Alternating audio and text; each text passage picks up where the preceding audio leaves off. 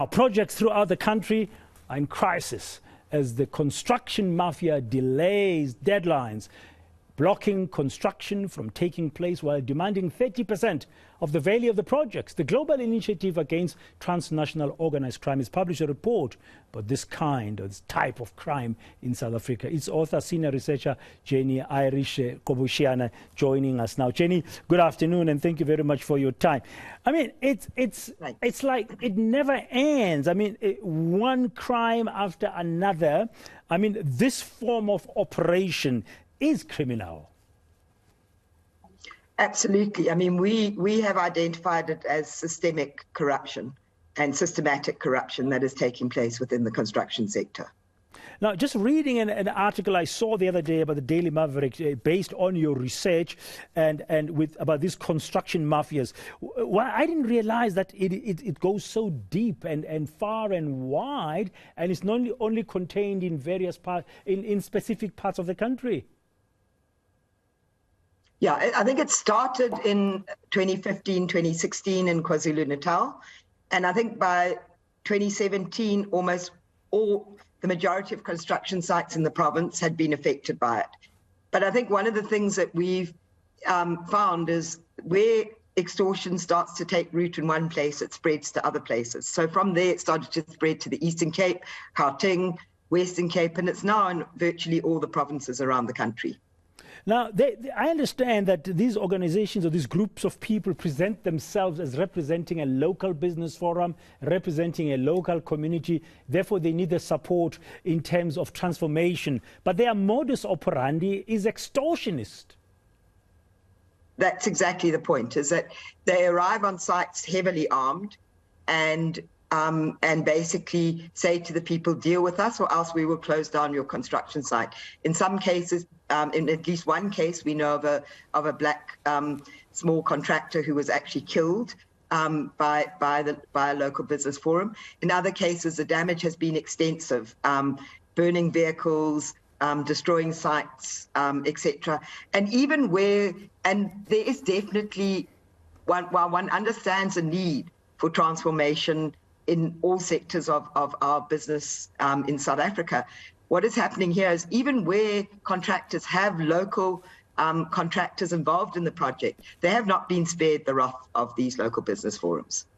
So even where there are locally based contractors who are included in that project, wherever the local location is, they come on, they demand to be included as well.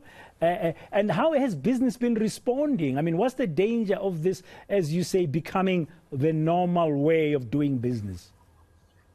You know, I think that when it first started, business responded in a number of ways. First of all, they went to court and tried to get interdicts against some of the people involved in this kind of practices. In other instances, I even spoke to some businesses who said, we armed ourselves in preparation for these guys coming on site, but that didn't work because they had bigger guns than we did. So that didn't work. In other cases, people started to hire private security, but that obviously adds to their costs. There've been a serious number of appeals to government at provincial, national and local level to actually deal with the situation. And I think that what's happening increasingly, and that's why we're not necessarily seeing the violence we saw when it first started, is that many businesses are desperate and they're saying, look, rather than have our site closed down, face the damages, risk to our lives, we just pay the guys. We just pay the guys and we normalize the practice, and it becomes almost a standing item on their budget. What are your thoughts about how can... that becomes very problematic. Yes, because it's just that line item now that's going to bulge and bulge. It's not a normal way of doing business. What are your thoughts on how this can be resolved? What kind of interventions can be done? I think our report makes a series of recommendations that cover a broad range of things. First of all, we believe that while there has been a significant amount of comments made by national and provincial governments about the problem with this, the president has made statements about it, the Minister of Finance, that hasn't always translated into on-the-ground responses, particularly from the police. So we would like to see a stronger response from the criminal justice system. We think that there must be a special way in which they investigate this kind of extortion, the way they respond to the extortion. So from the criminal justice perspective, we make a series of recommendations in our report.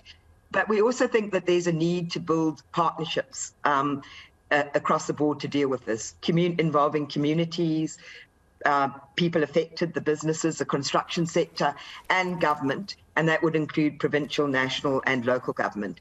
And there are examples in other countries, like in Italy, where they've had this kind of extortion happening, where they've launched very successful campaigns. And those campaigns have basically involved both communities and the victims and the police and justice system. And they've had serious successes where they've actually said, we're not going to succumb to this kind of extortion, but they also have provided support to the victims of it.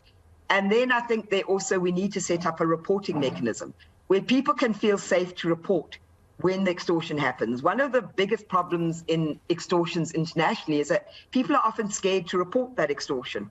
So we're suggesting that there needs to be a hotline where people can safely report that extortion, and that hotline can be used, and that hotline can then be used not only to support the victims of this extortion, but also to begin to analyze how it's taking place and where it is. And then I think finally we're also saying that there are real social and economic factors that feed into this kind of systemic extortion. They create the fertile ground for people to be able to recruit people that are prepared to engage in this kind of extortion, but they also kind of create a fertile ground for people to justify this kind of extortion. So there is also a need to look at a socio-economic approach to dealing with it as well.